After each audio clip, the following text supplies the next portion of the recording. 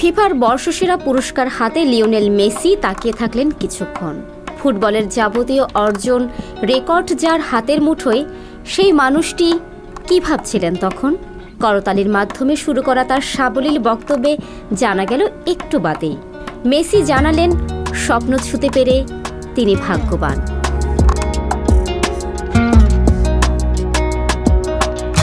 এবারই প্রথম নয়, সপ্তমবারের মতো ফিফার বর্ষসেরা ফুটবলারের স্বীকৃতি পেলেন আর্জেন্টাইন মহাতারকা।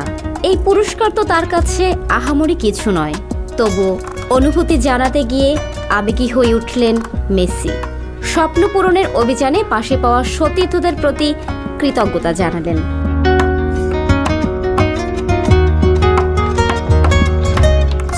বছরের খরা কাটিয়ে আর্জেন্টিনাকে বিশ্বকাপ জিতিয়েছেন মেসি, হয়েছেন আসরের সেরা খেলোয়াড়। নিন্দুকের কম কথা তো শোনেননি মেসি। তার পায়ের জাদুতে অর্জন ফিকে হয়ে যেত দেশের হয়ে শিরোপার আক্ষেপে, কিন্তু 2 বছরেরও কম সময়ের মধ্যে জিতলেন 3 আন্তর্জাতিক শিরোপা।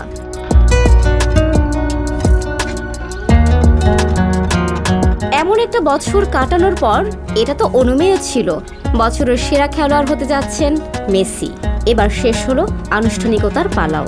ফুটবল জাদুকরের হাতেই উঠল ফিফা বর্ষসেরা ফুটবলারের স্বীকৃতি, the best FIFA men's player award.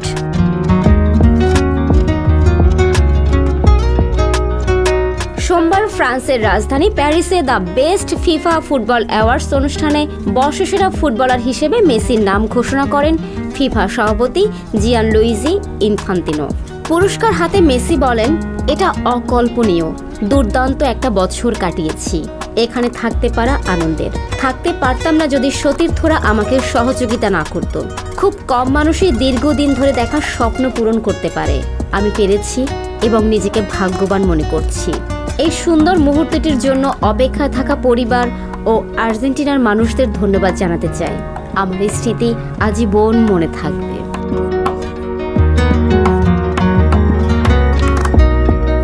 Farzana Bobby, সংবাদ প্রকাশ।